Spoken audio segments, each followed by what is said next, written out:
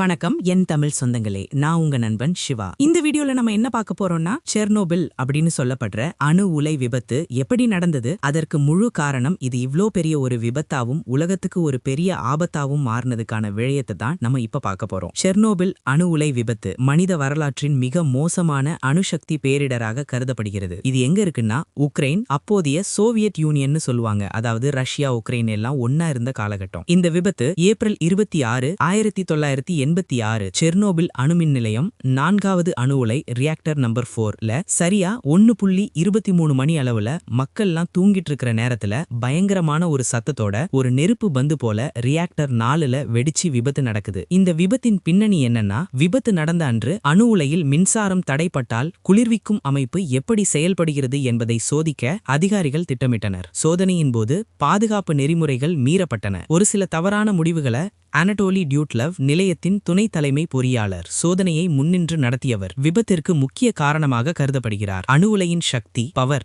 எதிர்பாராத விதமாக மிக குறைந்த அளவுக்கு சென்றுடுச்சு. ஆனா அந்த முறையை சரியான நிலைமைக்கு கொண்டு வர சில வழிமுறைகளை பின்பற்றி சீரான ஒரு இடைவெளியில அந்த பவரை உயர்த்தி இருக்க வேண்டும். ஆனா அன்று அந்த இடத்துல அணுமின் நிலையத்தின் துணை தலைமை பொறியாளரோட அறிவுறுத்தல் பேர்ல ரேப்பிடா அந்த பவர் சிஸ்டமை இன்க்ரீஸ் பண்ணதால அணு உலையின் உள்ளே அழுத்தமும் வெப்பமும் கட்டுக்கடங்காமல் அதிகரித்தது. இதன் விளைவாக 2 மிகப்பெரிய வெடிப்புகள் நிகழ்ந்தன. அந்த வெடிப்புனால அணு உலையின் மேல் மூடியிருந்த சுமார் 2000 டன் எடை கொண்ட பாதுகாப்பு அமைப்பு தூக்கி எறியப்பட்டது. இதனால வளிமண்டலத்தில் அதிகப்படியான கதிர்வீச்சு பொருட்கள் சுவாசிக்கிற காற்றுல கலந்தன. இது ஹிரோஷிமா குண்டு வெடிப்பை விட 400 மடங்கு அதிக கதிர்வீச்சை வெளியிட்டது. இந்த விபத்திற்கு முக்கிய காரணமாக கருதப்படுகிற முக்கிய நபர்கள் அனடோலி டியூட்லவ், நிலையத்தின் துணை தலைமை பொறியாளர், சோதனையை முன்னின்று நடத்தியவர், விபத்திற்கு முக்கிய காரணமாக கருதப்படுகிறார். இந்த விபத்தின் அழிவு மற்றும் இந்த நிலைமையை கட்டுப்படுத்த வாலரி லெகசோவ் டிரெவரை முதன்மை விஞ்ஞானியா நியமிச்சாங்க. இவர் அங்க இருந்து நிலைமையை ரொம்ப போராடி பல தடங்கல்களை தாண்டி நிலைமையை கட்டுக்குள்ள கொண்டு வந்தாரு. இவர் அதோட மட்டும் நிறுத்தல, இந்த விபத்துக்கான உண்மையான காரணத்தை இவர்தான் இந்த உலகிற்கு உரக்கச் சொன்னவர். இந்த விபத்தால பல பேர் தங்களுடைய வாழ்க்கையை இழந்தாங்க.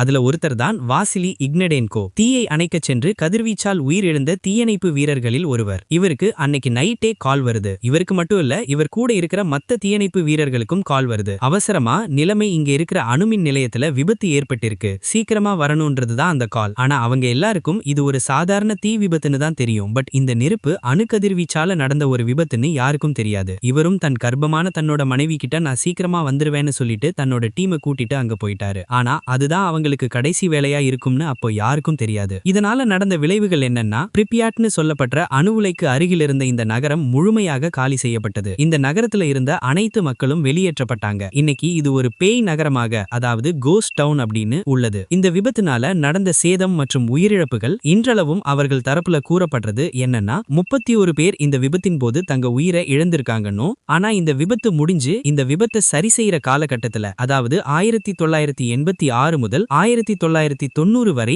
கதிர்வீச்சால் ஏற்பட்ட பாதிப்பால புற்றுநோய் மற்றும் உடல்நல குறைபாடுகளால் சுமார் 4000 9000க்கும் அதிகமானோர் பாதிக்கப்பட்டிருக்கலாம்னு UN சொல்லப்படுற WHO செர்னோபில் அமைப்பு கூறியிருக்காங்க. இந்த விபத்து சுற்றுச்சூழல்ல ஐரோப்பாவின் பெரும் பகுதி கதிர்வீச்சால் பாதிக்கப்பட்டது. இன்றும் செர்னோபிலை சுற்றியுள்ள 30 கிலோமீட்டர் பகுதி தடை செய்யப்பட்ட மண்டலமாக, அதாவது எக்ஸ்க்ளூஷன் ஜோனாகவே உள்ளது. இன்றைய நிலை தற்போது இந்த விபத்து நடந்த 4வது அணு உலை கதிர்வீச்சு வெளியேறாமல் இருக்க அதை சுத்தி கவர் பண்ற மாதிரி நியூ சேஃப் கன்ஃபைன்மெண்ட் எனப்படும் ஒரு பிரம்மாண்டமான எஃகு கவசால் மூடப்பட்டுள்ளது. இந்த வேலையை அவங்க முழுமையா செய்து முடிச்சது 2019 ஜூலை தான். இந்த கவசம் சுமார் 100 வருஷங்களுக்கு அந்த ரேடியேஷன்ல இருந்து பாதுகாப்பா இருக்கும்னு சொல்லியிருக்காங்க. அது மட்டும் இல்ல, இதுதான் உலகிலேயே நகர்த்தக்கூடிய மிகப்பெரிய மெட்டல் ஸ்ட்ரக்சர். இந்த விபத்து பத்தின உங்களோட பார்வை எப்படி இருக்கு? இந்த அணு உலைகை, அதாவது நியூக்ளியர் பவர் பிளான்ட் நமக்கு அவசியம் தானா? இத பத்தின உங்க பதில கமெண்ட்ஸ்ல சொல்லுங்க மக்களே. அடுத்த இன்னும் ஒரு இன்ட்ரெஸ்டிங்கான வீடியோல உங்களை சந்திக்கிறேன்.